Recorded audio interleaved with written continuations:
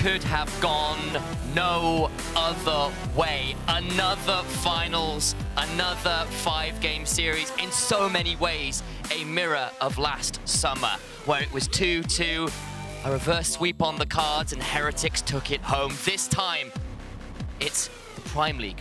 It's not just the Prime League, it's the Unicorns of Love, one of the oldest European orgs in the whole damn world, versus new blood coming down from Worlds, joining the region in the Wildcats. It comes down to one final game, one final roll of the dice. 2 new teams to the final stage, and it feels like this whole tournament, this last game will cap off a whole set of new achievements for so many regions. PG Nats made it to quarterfinals, GK for MENA making it to this tournament for the first time and having a hell of a good showing, even though they bowed out in groups. Hell, even a North Assist from the GLL had a great showing for themselves. In the gap left in the wake of the LFL's downfall, so many regions have stood up and been counted for. Yeah, absolutely. And honestly, I think it's a huge fit when you go into game 5. You know, the psychology of the players, how they got here. Unicorns of Love sweeping that game 1 when it was in Wildcats' hands. Must feel good, making that 2-0, and suddenly you've lost 2 games back to back. Can you bounce back on that game 5? It was in Unicorns of Love's hand. It got snatched away. Can they regain control? And of course, we're going to have Unicorns yet again on the red side with their Gragas, Vi, and there was one more one. Well, it's rather like Unicorn's going to be on blue side again. And if the Wildcats walk away with this win, I think Wukong. I think we'd actually have red side winning more than blue side in the finals after a meta and a tournament dominated by blue side drafts, by not necessarily these counter picks on red sides. I think it's fair to say a lot of that has to go towards the likes of Parus and Destroy, who have used their counter picks to pretty damn great effect. Destroy's Rumble in that last game did a lot of work. Parus' Blitzcrank, another very dangerous pick indeed.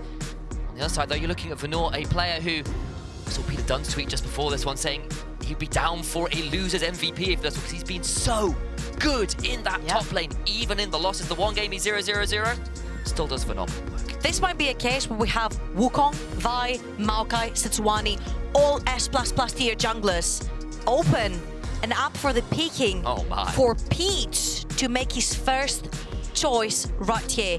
4 junglers, all S+. Kofte's Jace currently available. Nope. Wildcat ban it themselves. They do not want to make that pick available. With Sejuani and Maokai, it would be so dangerous, honestly. I mean, Vi is still up as well. You have every single jungle champion you could possibly want, and the Wukong, which has ruled the jungle for this tournament, is let through. Monkey King. Monkey King and Monkey C, are they going to Monkey 2? Peach has looked unstoppable on this champion. He's 4-0 at this tournament so far. He's not been allowed it that many other times. The Wukong first pick leaves open Jinx. Tristana, Xayah banned away, so that wouldn't be an option for Funky. You have to feel that maybe Bao looking towards that pick, plus a jungler of their own. Elramir looking towards that Maokai that's been such a prominent pick for him this tournament. It only hovers right now, but you have to feel something like a jungler, something like that Jinx would be top of the pecking order. I want to know what else they have in mind here for Kofte. He's played the Jace, he's played the Tristana in combination with an AP jungler. But what do you have in store here? Do you have something like the Yasuo or the Yone, something AD that can pretty much make that strong mid-jungle duo that they have been showing us for the past 2 games? Because Wukong is a very strong fighter. He's so strong in 2v2s. If he does get ahead, it's really difficult to shut down and very easy to bleed his pressure around the map because he's engage, disengage, and 1v1 potential. And particularly the Wukong is the aggressive side of this matchup. Yep. And despite many teams valuing Maokai very highly, the defensive side of the jungle mid matchup has typically lost in this finals. You've given up that Wukong. It's a risky gambit you're willing to take. With that Zeri on the bot side, maybe you can angle towards something like a Zeri Lulu later into the draft, which is probably one of Zeri's last remaining strong laning phases. And you're putting a lot of hope in Bao to pick up the DPM limit. So Kofte has played Yone once. Yeah. I'm pretty sure it was paired up with the likes of a Maokai or Sejuani. I'm not sure, one of the two. It would make a pretty good choice here. I don't think blind would be the best choice right here. I think you'd rather make sure you have the best pairing with your Zeri. Even, okay, I was gonna say the forbidden word Lulu here, but when Parus is on something that's not a roaming support, it feels like the map is falling apart. And unless you have a very strong mid laner for Kofte here, to bundle up with the Maokai, and Lulu might be detrimental. Okay, I like the Rumble more. So it is that Rumble with the Maokai. If that Yone were to come through, that is the combination which the Wildcats played before. This is also a combination when you have that Maokai kind of setting up for other engaged ults and other huge long-range ults. Something that is very popular in the LPL. OMG, a team. He's the new Kiana. He's the A little bit. new Kiana, and maybe Kofte can channel his inner Cream out there. One of the better Yone players showed the world how to do that this spring. Gonna have to do it though through Funky's Jinx. You're gonna have to reach that Jinx, and when you have a Braum shield in front of you, when you have a Wukong clone in front of you as well, that can be quite a hard ask. Venour's Cassante is taken away from him. He has been oh so good on that champion. Yes, Destroy played it well in the matchup well in the last game, but he just wants to get rid of that. There's the Yone ban you were talking about as a potential option to go alongside the likes of that Maokai and the Rumble.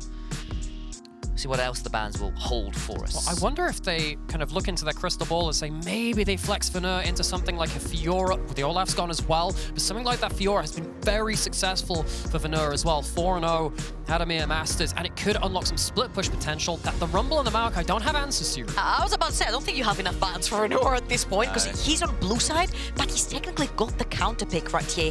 Your bot lane's rock solid, you've got a very strong jungler you can pair it up with every mid laner under the sun, that they're all up and available. The Lissandras, the Synders, the Aris, everything.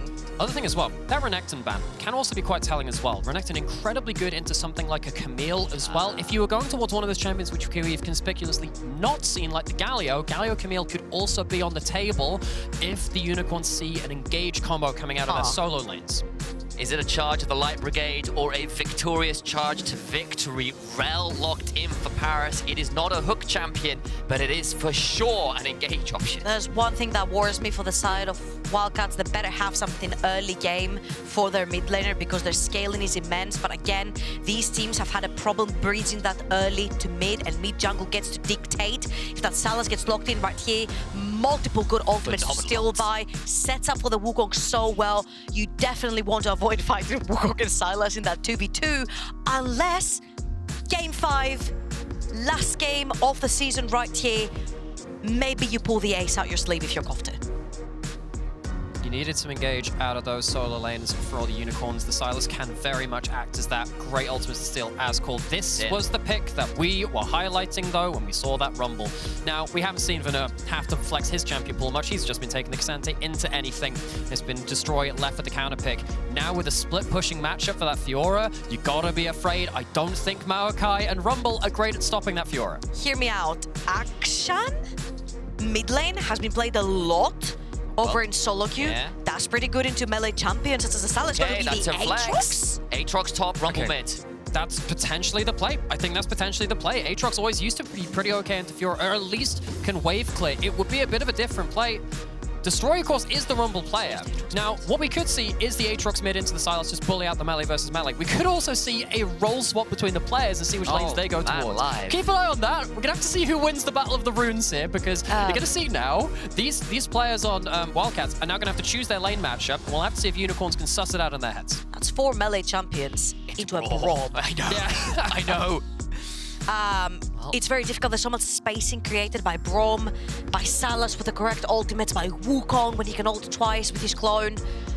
If that Aatrox gets into the backline, yes, we have the scenario of the Aatrox popping up. We haven't seen Aatrox in a while. He was particularly played a lot over in the top lane. There's not much access into the backline. There's no tools for the Aatrox to very easily get into the backline, never mind with a Braum right in front of the Jinx. So I'm very curious, actually. I would love to see how this mid lane matchup goes with the Aatrox versus the Sylas. You see the potency available in that kind of mid-game stage. You've got the Heralds, you've got level 6 online, you bring, World Ender and Equalizer and the Rell ults coming in with the Magnet Storm.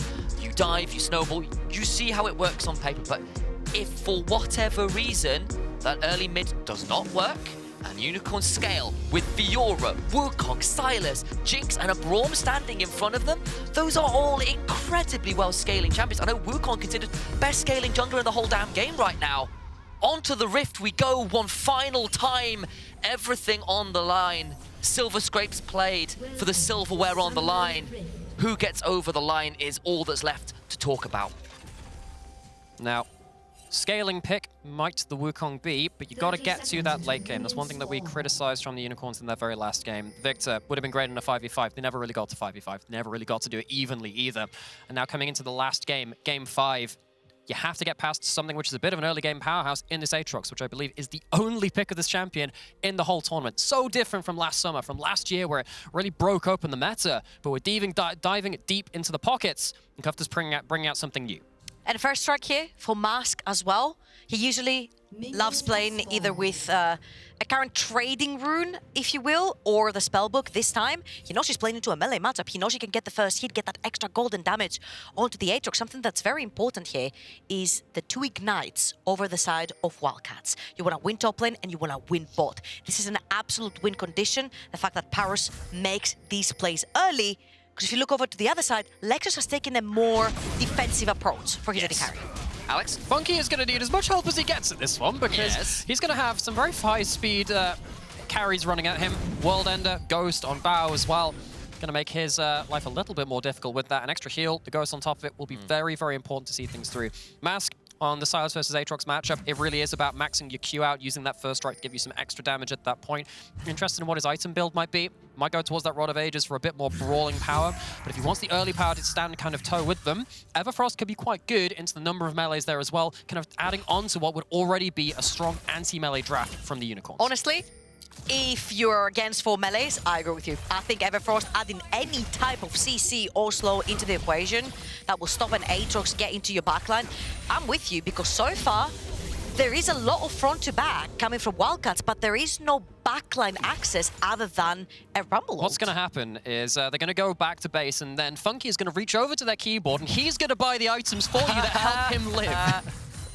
Yeah, it does feel a little bit like that. That might be called Gale Force. Well, I kind of agree with that one. And what you do have, at least as the Wildcats, is lots of good flanking options between Maokai looking to throw an ult from an angle, and Aatrox coming in from another angle, and Equalizer going across the top, and maybe the Rell trying to find an angle. If you can find your way from that side, you know what's wrong with that? What? What have you got? Too many people flanking is no longer a flank. It is just being on your own. Exactly that.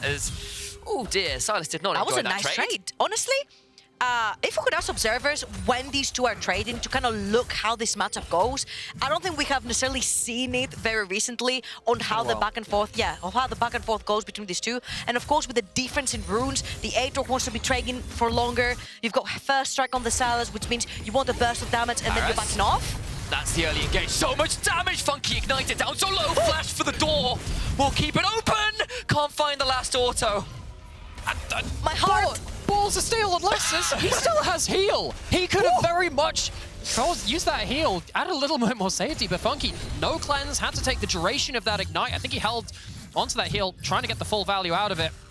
The early trade's going well for that Zeri. Our whole narrative for this bot laner was that Bao was supposed to be the safe one, the one that didn't burn all the summoners early on. That's Flash and Ghost Pop to try and get the kill, and doesn't manage it. They get alive in bot lane, but down the summoner. Honestly, I feel like it was an overreach from Bao. The door was still up for Braum. There's no way you're getting through this. And Funky also has his Ghost up and available. He can try to outrun the next 2v2, while Elramir looks very pissed that his chickens got stolen away. How dare you? Yeah. I'm hungry. It's 5 games in. Where is my food? One thing to note with this bot lane matchup, which we did see, that the right click from Zeri, that little zap, that technically is not a projectile. That can go through if there's just enough health left out. Oh, but no, it's getting burst. He's going to be dived. He's dead. First blood for Destroy. That's what we were looking for. That's what we were looking for. We said that Destroy comes out of lane a winner on his own. He doesn't need the attention, and right here, putting that Fiora in the grave from the get-go, taking the flash, getting that first blood for yourself, accelerating that rumble. It's the only thing that will be able to reach the backline later on. And if he's fed, he's going to do a lot of damage. Big moments from the Wildcats side lanes, bot lane and top lane. Destroy, he has been the second best top lane in this series, but you know what? It doesn't matter if you win this game 5. Great moments in the early lane. It's not even like he's played that poorly. His Rumble put up his highest DPM of the whole damn tournament. He can change the narrative. 1,060 DPM in that game. Still couldn't find the win. Last game, he really did end up being just about the better top laner. This time against Venour's signature Fiora, he finds the solo kill. Let's have a look at it one more time, Lymera. Break it down for me. I mean, this is just hard trading before this point. You don't have the chance to clear out this wave underneath it. I guess the riposte was down. Destroy just walks at him. And when you take the Ignite in this top side, Rumble, so much damage with the overheat. So the breakdown was fire and more fire. Yeah, and also there isn't much to say. He walks at him and DPSs him. Also, the passive was onto the wall, so Fiora couldn't really have access there on that. Oh, boy.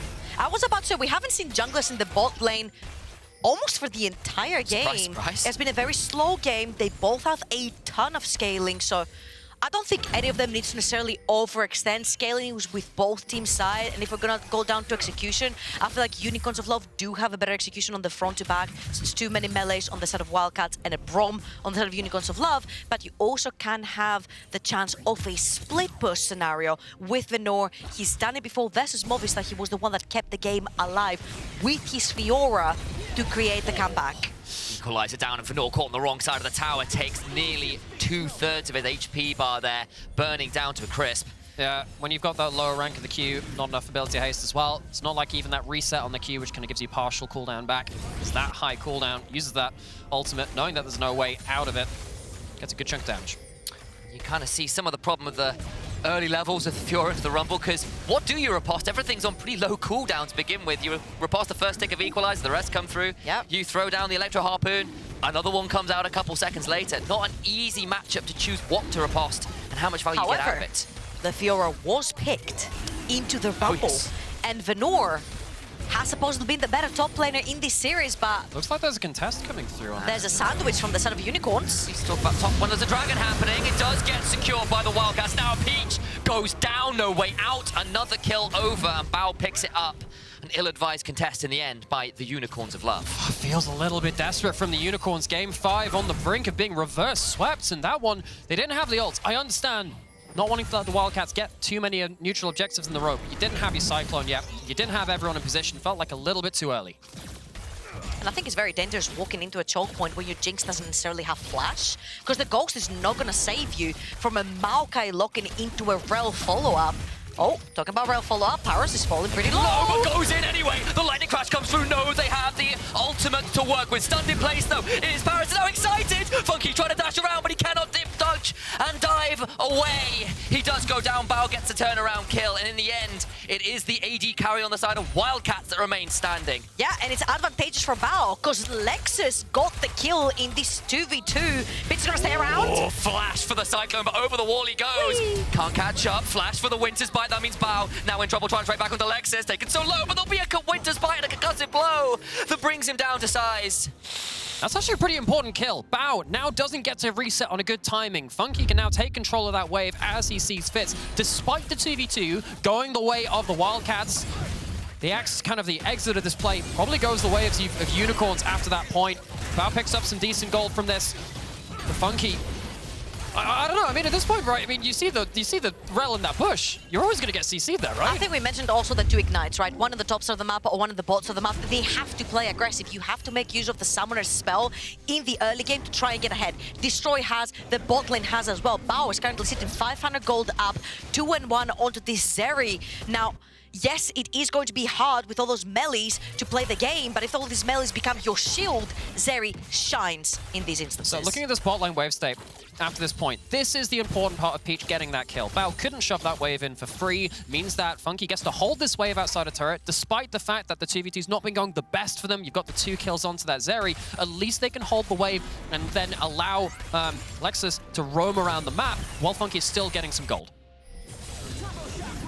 Now, of course, the lane was crushed due to the fact that Funky does not have a support down with him.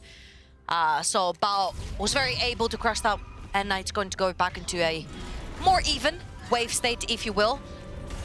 Venour forced to back again. The equalizer used just to chunk him out. Knows he can't stay under that tower again because there's an ignite and a flash. He has decided to stick around. It's bold. Honestly, the Rift Herald went down as well. It's in Elramir's pocket, and if I was Elramir, I would probably pop it towards the top side of the map. I kind of agree. Completely get that Fiora down in the dirt. Don't allow Venour to come back into this game. He's already 700 gold behind. Take the entire tower before 14. Accelerate your rumble. Again, it's going to be your easiest tool to reach that backline, to force Funky out of the fights like he did in the previous game. It's also denying a win condition, right? Where Venour could have been a split push condition. get to 2-3 items with a hull breaker or something like that. Don't really think the Wildcats have great answers towards that on a side lane. Maybe Kofte, if he gets really far ahead of the game, could answer that Fiora. But still, Venour going to take a little longer to get there. 1,000 gold down individually. It's not away, not including that top lane though. This bot side is where everyone is once again grouping. You know, we talk about Fiora needing 2-3 items. She's had to stop her for the Hex Drinker first.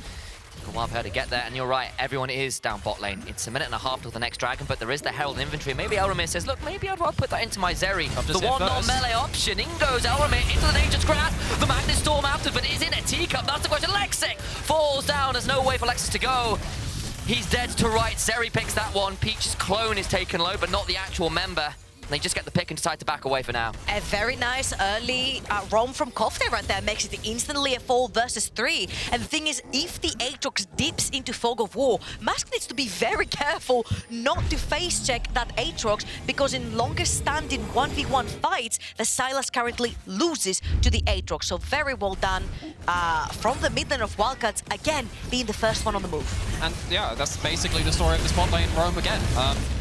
Bot lane has been the battleground for a lot of these fights, but it has typically been determined by who is the first mid laner there to force the retreat out the other side. And this time, Wildcats in the all-important Game 5 in their first finals as a team and as a region for the TCL goes their way. It's something we've called out in all the prior games as well. The mid-jungle has been so important, not necessarily outside of like playing towards that lane, that we have seen that as well. It's also the ability to get towards the bot lane in particular, occasionally towards the top lane. Kofte's there first, Elramir's there, and they're the ones that make that damage happen in the bot side. In the mid lane though, you can see a bit of brawling beginning as this dragon's about to spawn. And you see how kind of the trading here goes with Mask having the first strike as well. You want to go in, dish all your damage onto your opponent, and then pull back, because then the Conqueror will be stuck for Kofte and he can return the damage. Now, talking about mid-jungle and the dragon coming up, I wish we had seen more pressure from the Wukong with the Sylas, because right now, falling behind, you're getting susceptible to ganks because your jungler's not there. Okay, that's going to be the Herald down in mid lane. Venour does have teleport. Where's he going to choose to use that? The Rumble ult is actually the stolen one. Can be used to clear out this mid lane, force Elramir and Parus back a bit. Shelly? Stop the Herald is stopped on the wave. There's a concussive blow / Winter's Bite that's being used to buy some time here. Parus taken down to about half HP. Herald gets shoved. Now the fight begins. They're doing so much damage to Lexus. He's got nowhere to go. The door is kicked on down. Now Sylas is alive. Will not be able to find too much more. The kill goes the way of the Wildcats. In comes Peach, the Cyclone used, but he's taken so low. He's not that tanky yet. Mash now going in the back end of this as well, but he's not got an ult to steal. Trying to buy some time. Rocket! Will goes down. A phenomenal Jinx rocket buys a kill back for Mask. Okay, I feel like Funky bailed them out right there, because Peach was behind the play the entire time. The Herald goes down. If you have Smite there, it never hits the mid lane tower, which means you get victorious by wasting enemy team's time, and then they don't earn anything from it. But Peach sews up, and Funky with a lovely snipe gets something back for them. Now Elramir trying to walk into the river. He can for now because he has bow around, but with everyone resetting, let's see them play again, because it looked very slow from Unicorns. Yeah, the reason the Jinx ult has so much value here is that because you have so many melee champions that are all snarling each other up in this middle ground with slows and with CC, and luckily the Unicorns have themselves a fun key for the fun lock of this mid lane, and that is all the difference. Mask, he doesn't have something like that Conqueror, but the second round of cooldowns is survived through to by Mask. Peach helps set it up, and then once they get round to those second round of cooldowns, they have just enough to make it stick. Oh, that is so much damage back. You could see that Kofte thought he could keep trading. He definitely could not, and I mean, the poor guy was on 40% HP. I know, he thought, like, I can play this. Yeah. No, you can't. And Lexus there as well got very unlucky. The Infernal Chains from Kofte, despite using the stand behind me to think he got out, was just on the edge of the hitbox and got dragged back towards the middle to go down. Absolute game of inches so far. It's a slight lead to the Wildcats, but Unicorns aren't out of this game yet. Dragon number 2 still stands despite the attempt to buy pressure in the mid lane with the Heralds. I think they're trying to play towards the Herald. As you can see, they have rotated their bot lane to mid with Lexus and Funky. Funky now with the Kraken Slayer, extremely strong when it comes to enemies funneling through choke points, and having so many melees on the side of Wildcats, you will have to funnel through these choke points at some point. So Wildcats will play for the Dragon instead, will accumulate 2, but with this Rift Herald, you can very easily try and open a lane. Most likely will be the mid lane.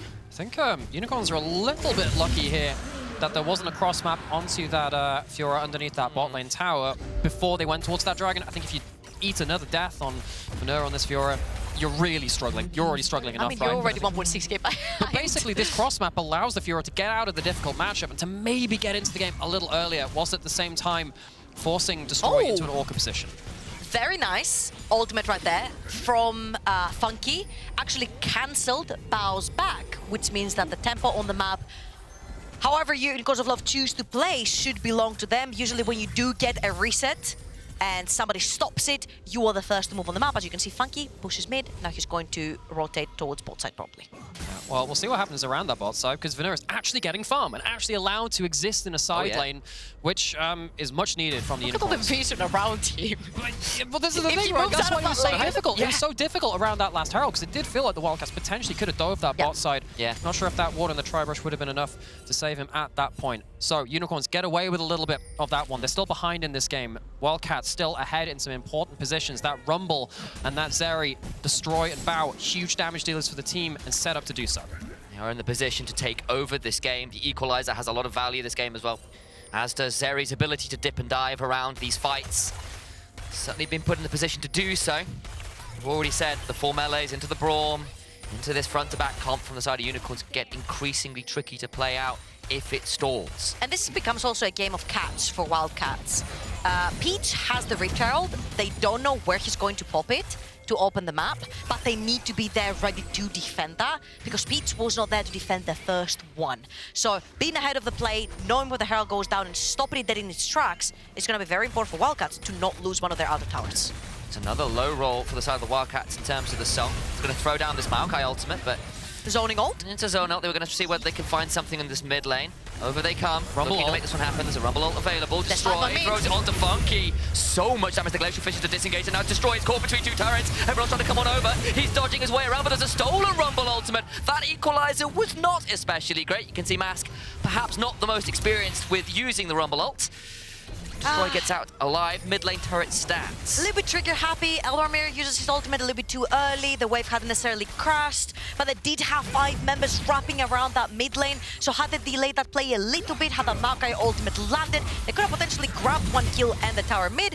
But Unicorns of Love, due to this misplay from Wildcats, will survive to live another day. It's good discipline again from Venour. We've seen this multiple times this series. Funky holding on to his flash in quite pressured situations, actually. Pretty much in that point where you see them in that mid lane, Destroy tries to throw the ult on top and force that flash. Him having that flash is so important. Parus on this Rell, if he lands that combo, it is pretty much lights out. That's how you get onto the targets, that's how you hold them in place for the damage to come through. Having that flash up makes it much harder to land that game-winning engage.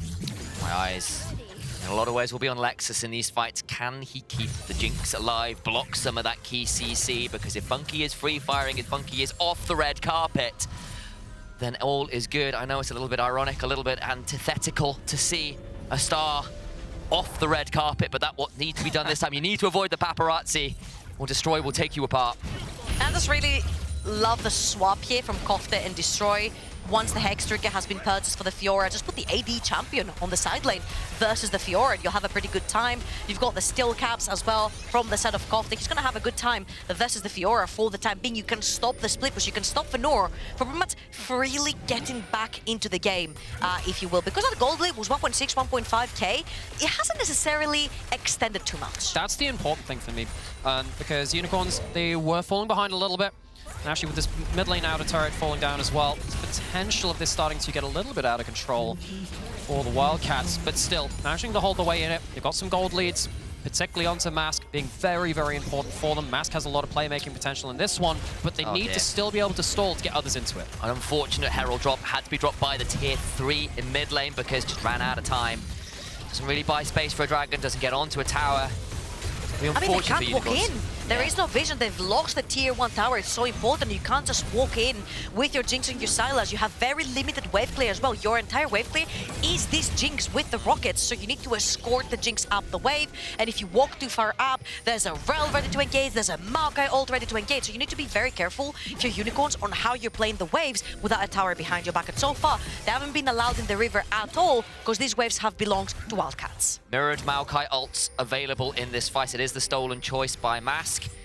5 seconds until what would be soul point for the Wildcats. Again, not the best roll. Aatrox, probably not bad with the soul in fairness. Does like to play around those lower HP totals, but Chem Soul It's kind of stated, not always a preferable option. Still secured without contest, and Wildcats will be happy enough with that. I think this is one of those games where Unicorns, they fish for the steal of the ults again. Not managed to get one of them this series, but it has been close on numerous occasions. The Unicorns, they don't want to be giving up a game-winning fight before they have their items. You really want Jinx to be long range, loads of burst damage available. Play around that flash cooldown next time you have it. Maybe get yourself a stopwatch for a big fight around a Baron. That could be their turning point, and it's not yet time. Also, while this play was going on, Kofte, absolute respect towards the top side of the map, leaves the tower to go down, to fall to Venour. You do not see where your enemies are, you do not see if a TP is coming in to shut you down. So very well played, respecting that your entire team is on the other side of the map and stepping off the tower. Doesn't mean you fall behind. He managed to get the Krugs off of his Maokai, and then he pushed in the next wave. And again, this is the Wildcats, and this is why we praise them for their patience. They understand the map, they move slow, they'll take vision control through the wave management, and they respect cross-map plays. So far, so good. So I want to call out the fact that Mask, with that Rod of Ages complete, has managed to take a very considerable XP lead in the game. He's cheating. Yeah. He's always up in XP and levels, and I'm like, you've been deprived of your tower. You've been repeatedly ganked. How? It's like perks and CS. Where does he find those, man? Absolutely, and you can sort of see actually Venour has managed to keep up relatively well with Destroy as well, and you're not that far behind in gold. The XP, the levels, the scaling, so valuable for Lucon's game. Peach could use this to get into River. It's a very extended one. Getting towards Bao. Just get over the wall with the spark. Surge! Flash! Cyclone! It's inclement weather, all right, but is it a Category 5 disaster? Not quite as yet. Avoids the rocket into the back of the pit, though. Parus is stuck. Finds a Magnet Storm, all right, but he's healing so much. Oh my god, the Flame Spinner's here. He stays alive. They do manage to kill off the Zeri finally, but what about the rest of the fight? Venour is teleported in and does get the kill. It's 2 already. The Baron is bored. It's a disaster indeed. Wildcats have maybe lost this one. Critical kill onto Elramir to boot. 2 members remain and the Baron's alive. I mean, that Baron is pretty much MVP in terms of damage. Destroy still has flash. Can you pick anyone off? Oh my days, they're trying to stay on it. They can't take the Baron. Their HP bars aren't high enough. And Wildcats are thanking their lucky stars. Peach has not lost on this Wukong at this tournament, and he does not want to start now. 4-0 looking for a fit. Finding another pick onto Bao. Zeri is next to the wall, but can't get enough distance. Nah, I think honestly it was the wrong positioning from Bao right here. You completely separate from your team. The Rell and the Maokai cannot peel for you. And Peach has such a long range to reach into the backline. We mentioned that Wukong is that 1v1 that you want versus an AD carry. And Peach right here has been doing a great job of pinpointing down Bao. So when the melees land from the side of Wildcats, I think it was a pretty good catch to kill Peach off, or the Baron would have gone down. Yeah, and the reason that play gets a little bit weird is 2 things. 2 very new things. Radiant Virtue. Oh my word, the healing kept Parus alive for so long. And then, of course, the extended Blast Cone as well. You don't necessarily have that muscle memory at the same level as of other older mechanics in the game. It catches them off guard a little bit. They weren't ready for Peach to come flying over the wall quite that distance. He got to take a Blast Cone, get to the wall, flash Nimbus Strike to go literally 2 screens distance to get on there, and then chase him all the way to the blast to the base gate, where a zap kills the Zeri. That is a ridiculous like discovering the power of flight in League of Legends. Imagine praising Wukong for being able to jump 3 screens away when someone's playing Zeri. I know, crazy. Well, Peach makes it happen. 2 great kills onto Bao this game. I have to say, that was a very overeager play, again, from Wildcats. We praise their patience, we praise their macro, we praise them playing onto waves. That was neither. There is no way you're fishing right there to do Baron with 2 minutes on your soul, which is going to be so instrumental for these team fights later on. So again, push the brakes a little bit, try to play on your waves. You do have the advantage, you do have the push. Your Zeri is currently 3-2, 1,000 gold ahead, 2,000 gold ahead for your Bramble. Does have the Zhonya's Hourglass currently. You've got the little orb right there, I forgot the name. Oblivion Orb. Thank you very much for that underhill. Pondering Orb. You're chilling. You are to an extent, but you're not as far ahead as you were, and it's starting to stall out. The later you go into the game, the less those gold differences mean if they stay the same. Got 2 items on that Fiora despite... aware of the code. It's like, I'm standing next to a wall for the very rest of this game. I need to get away next from to a Peach. wall the last time. It was, and that's a very good point.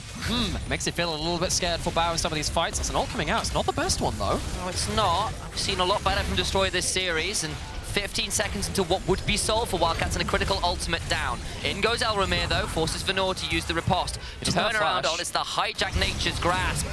And will it be enough to win a team fight? Parus taken down to half HP before the fight can begin. Honestly, I would have rather have seen the equalizer to kill the wave. If anything, not to try and catch someone off guard. Now you're walking in with a 50% HP Rell and no equalizer? No equalizer, but it's not on a long cooldown. Already half finished, by the way. That will be back a long time before it's hijackable again. Destroy his Comets doing a lot of work. He's still up 1.5 over that K gold over his opponent. He is a very scary Rumble. This is about the point of the game when he's at his strongest. Dragon started. It's very dangerous for Wildcats to get through this choke point. If they get through that, they're in a much better position. Look at the equalizer, it'll bump so quickly. That's another one coming on through. Trying to do a lot of work. Lekcyc's taken low. Stolen. Soul comes through. The fight begins to roll for the Wildcats as well. The claws are so sharp. Unicorn's mask will be torn apart. It's a masquerade, all right, but they were the fakes taken out. Wildcats come in and they sure as hell roar. I'll tell you one thing that Wildcats did not need to win this team fight, and it's equalizer. At the beginning and at the end, Destroy didn't find anyone, but luckily Elramir had a fantastic engage on the Maokai, followed up by Kofte and Bao's damage. These Aatrox were like, is it gonna get scot-free out of laning phase? Is it gonna do enough damage? I can reply right now, yes. And that fight could have been it for the Unicorns. The Wildcats, they stand here, they see that choke point, they say, you know what, we'll brute force it, we'll figure out our way through it. Lekcyc does a pretty good job of using that door to stop some of this engage. Elramir with the critical steal. Somehow, some way, gets into the play, gets that steal, and manages to be a great fight. Oh, lovely. Into Tokyo we go. That's the Wildcats watch party going absolutely wild. They know exactly what this means for their team. Honestly, being down 0-2 coming in, even if new as the strongest region at EMEA Masters, feeling like nothing will be good enough, but winning the whole damn thing, not just finals. Going 0-2 down, bouncing back and sitting currently 4,000 gold in the lead, Soul in the pocket, Baron in the pocket, must feel good. They need to finish it off. The cameras keep going. The flags are waving. They know what it means. They are so excited. Can they continue to finish this one up? They've got to go for the throat. It's in the name. It's in the animal. They have got to be ruthless here. The game gets late. It gets oh so tricky. There's an Elder in 4 minutes, and that could be a flipping point for sure. Elramir, the long end of some Winter's Bites. We're seeing the classic response to Baron buffs at this point. You have a strong side laner, you try and send them. There's no point trying to send 5 people to defend a losing turret. You can't give up too much, but at least you can get yourself 1 turret towards this top side. Kofte on the spot side though. Do a lot of work onto Venour, who immediately backs on Aatrox, but there's no teleport on Destroy though, and there is for Venour, so this could be a 4v5 if they can find the angle. Maokai ultimate thrown out to zone people away from the tier 2. Masker can go forward, steals his own version of the Nature's Grasp, but can they root enough people in place? They get onto Elramir, but he's still pretty tanky. He's got the Radiant Virtue going for how much longer? Magnus Tormentor's not that much value! Into the backline go, Peach has to flash one out, trying to stay alive, but he's just about there. Parus goes golden, the stopwatch buys time. He goes boom! He does it again! A triple kill! It's from the LCK, alright, because it's Zeri! Moment! Venour is here, but it's just to throw down a few last salutes and equalizer afterwards. He burns down as well! Wildcats are here to stay! The TCL in their first ever appearance at EMEA Masters, taking Game 5. It is a Hollywood storyline, alright? It's a TV show because the mythical beasts fall. Myth busted. They're down for the count. Wildcats roar. Welcome to EMEA, your spring champions. They're the Istanbul Wildcats. Just one more buffing of the KDAs before the finish of the Nexus. And Turkey, welcome to EMEA Masters indeed. What an absolute crazy performance for a team that works inside the fans' heart, for a team that has trusted Turkish lineups up until now. They brought the Korean, and Bao showed up. Game 3, Game 4, Game 5. What an absolute monstrous performance to close off such a close series. And look at the reaction. mics are gone. Wildcat fans. The mic's absolutely peaking. That's the volume there. And yeah, it's a really good reminder of how much these victories mean to these teams. The Turkish fans, the Turkish scene have always been passionate. They've always been loud. And for a tournament like this, I think the finals was bare minimum. Winning it, though, maybe with a bit of a heartache in there too, at points. Maybe winning was the bare minimum, you know? Maybe winning was, but doing it in a reverse sweep, showing that they had the mental fortitude, that they had the adaptability, that they had the damn skill, definitely makes it go the extra mile. Supermassive fall out of the tournament. Fall out of the tournament. The Wildcats make their way through LDLC, through the Unicorns, through absolutely everybody. The European old guard fall before this new region. Fans are cheering. They have every right to. Look at the mascots. There's the word I'm looking for. It's a beautiful sight. The passion, the pride. Turkey, congratulations. What a win it was. Have to, of course, send off as well the Unicorns on the other side. The Prime League, the furthest they have been since 2020 summer, and the Unicorns were a hell of a representative from the Prime League to take it the distance. They will be gutted that they could not finish it off, but falling to a team like DenizBank Wildcats, that's a hell of a team to try and beat. They almost did it. You know what I'm very excited about? The LFL had its era, the Ultraliga had its era. Heck, even the NLC had some small era making finals back to back, you know. But I feel like the DCL era is kind of here to stay, you know. They are the final boss now. They are what could have been a preview of an MSI play-ins, of a Worlds play-ins, and the DCL showed why they're forced to be reckoned with, and honestly, I'm happy to have them. Heartbreak there on the canvas for the Unicorns. They were so close. They were a game away. They looked so dominant, and again, 2 tournaments in a row, they can't quite make it stick. And I think a lot of shout-outs do have to go to them. You kind of mentioned it already, but they were a phenomenal team this tournament, and I am sure the players, the coaching staff will bounce back, but it will be at least another tournament before they can maybe lift that silverware they've been oh so desperate for. Yeah, and, you know, we're now at the end of this tournament, and it is a great, great honor to be able to celebrate the talent which comes through the ERLs. Both getting to work with talent such as yourselves and then seeing such talent in the Rift as well. Last finals, 4 players went from the finals into LEC directly. A lot of these players expect to see them on bigger and bolder stages. And particularly with performances like today, there are some names there. I'm thinking like Bao, thinking of Destroy maybe as well. Hell, I mean, you look over at Venour in that top side. There are players here which have a great future ahead of them. And moments like this on the big matches, when that pressure starts to kick in, when it's fight or flight, those are the moments which make them into career stars. Honestly, I'm looking at Parus here. A very young guy, which reminds me, his playstyle reminds me a lot of Hylissang. Yeah. He's very decisive, he engages when he sees a champion, and he makes the calls for his team. Going into that game 5, locking in the Rell with Ignite, you know you have to make it work off the get-go, and that's exactly what he did. His team struggled when he wasn't on the map, but when he is, they seem to have breezed through. And honestly, for such young players, such young talent to come into their first EMEA and look so good doing it, is just very promising for what possibly LEC is going to look like. Well, the scriptwriters did it again. A reverse sweep for the new region. Congratulations, Wildcats. And it means we've got a finale to go to, a last episode, a trophy lift for the Istanbul Wildcats. Let's see them take it away. Well, unfortunately, we don't have any of the Istanbul Wildcats here with us, but I'm sure they are lifting the trophy in spirit. Thank you very much, Initialize, for handing it over to us. And what a performance. There's something in the water here in Europe at the moment where if you go 2-0 up, you know that reverse sweep is incoming.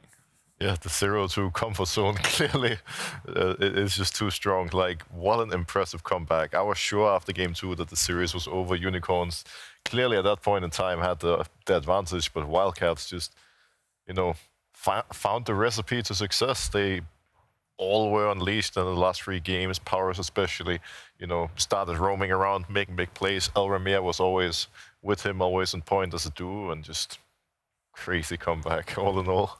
Yeah, I think this is a series where, to me, it felt like, obviously, you know, Unicorns taking the lead, great, but it felt like they kind of strayed a little bit away from what I think makes the Unicorns, right? And I think for Wildcats, they got a pretty good understanding, I think, after that game 2 beating in particular, that they just need to have Parus unengaged. They need to be able to make plays proactively, and it felt like they always knew where to be at the right time with their skirmishes. They knew that, you know, it had to be shutting down Funky. They knew it had to be shutting down Mask in that Victor game as well. So I think this is just about Wildcats going, you know what?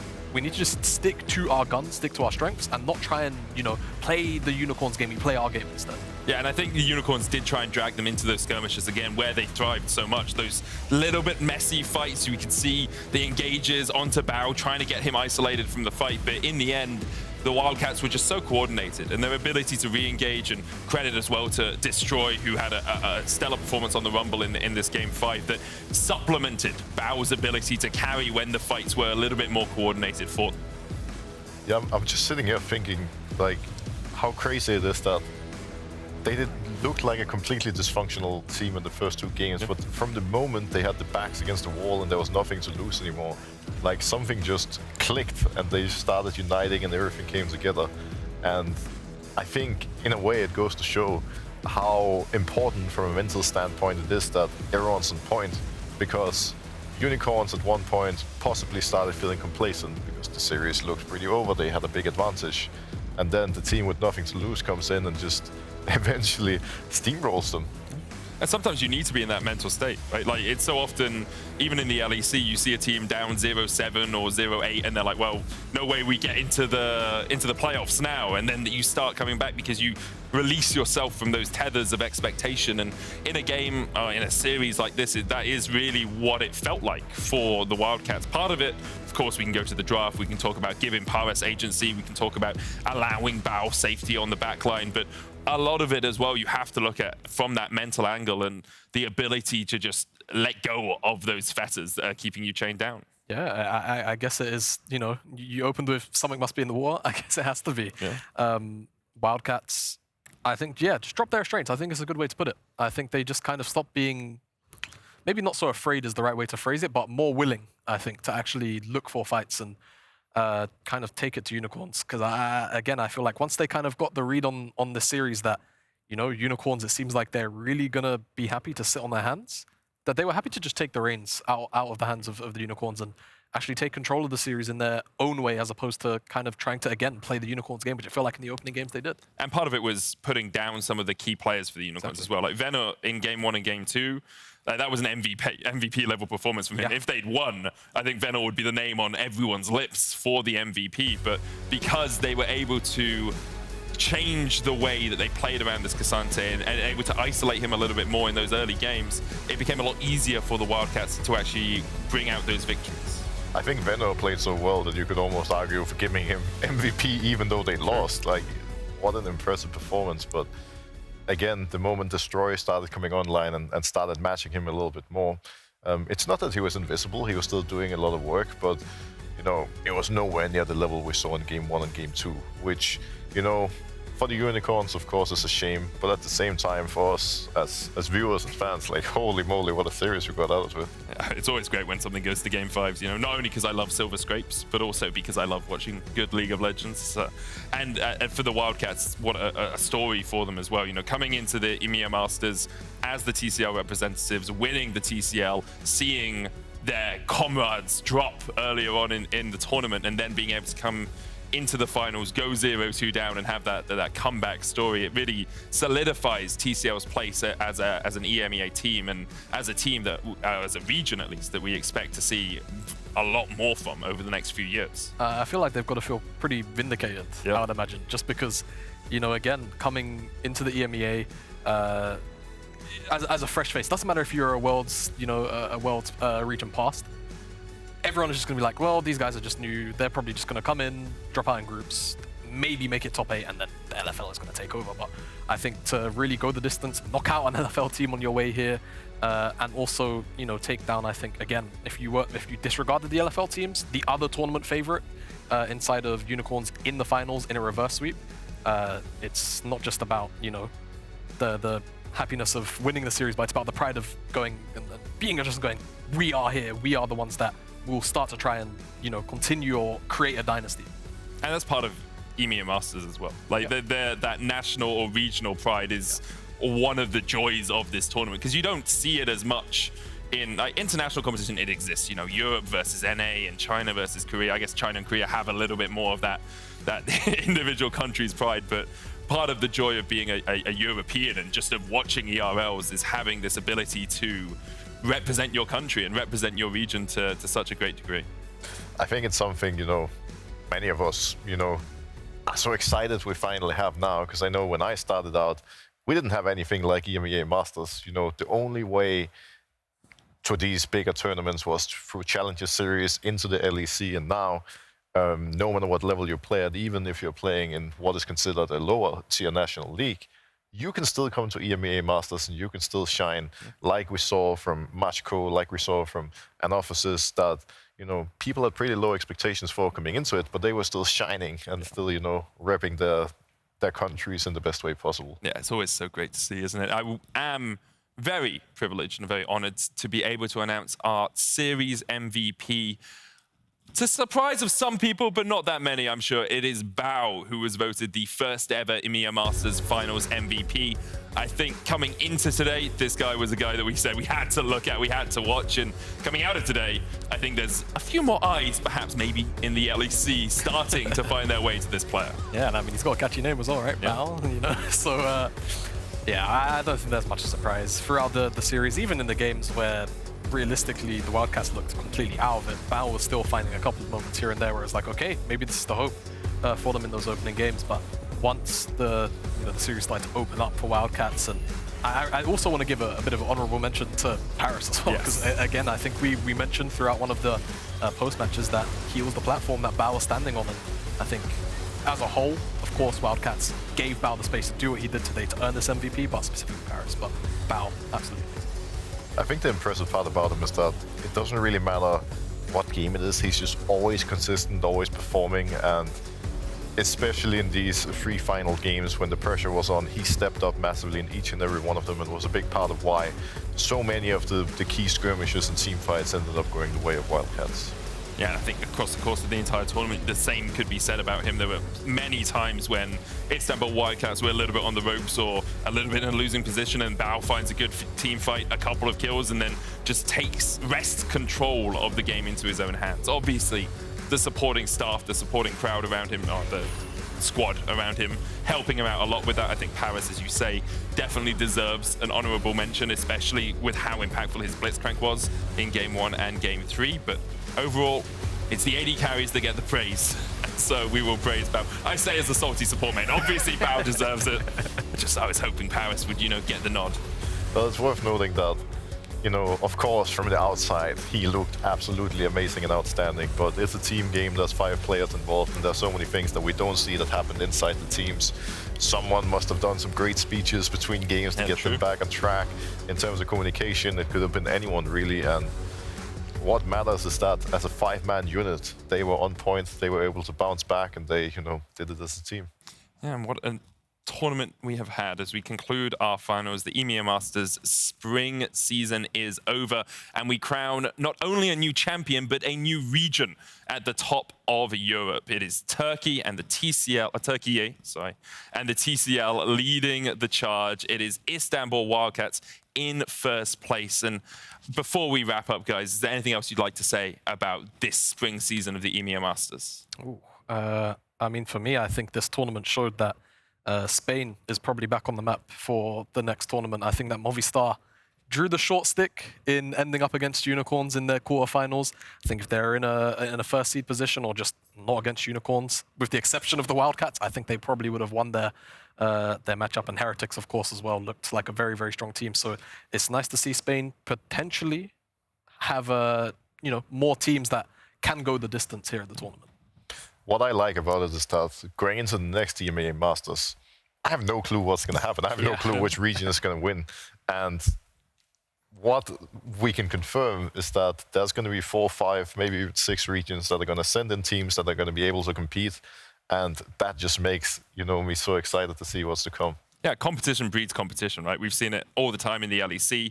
We're now starting to see it again in the EMEA Masters, with the LFL perhaps taking a little bit of a back step. I don't want to say they've taken their foot off the gas, but I think perhaps the gas has been muted a little bit for them with the players that have been taken to other regions. LVP stepping up, Prime League stepping up as well, and now we have the TCL, we have the Arabian League starting to look like they could really start to contend for those quarterfinals. It's not all about who makes it into the final two, but also about the regions and the pride of those regions when you see, you know, Matchco performing, when you see GK performing. It's just, it always fills me with such joy to watch such great tournaments and to watch the EMEA Masters like this.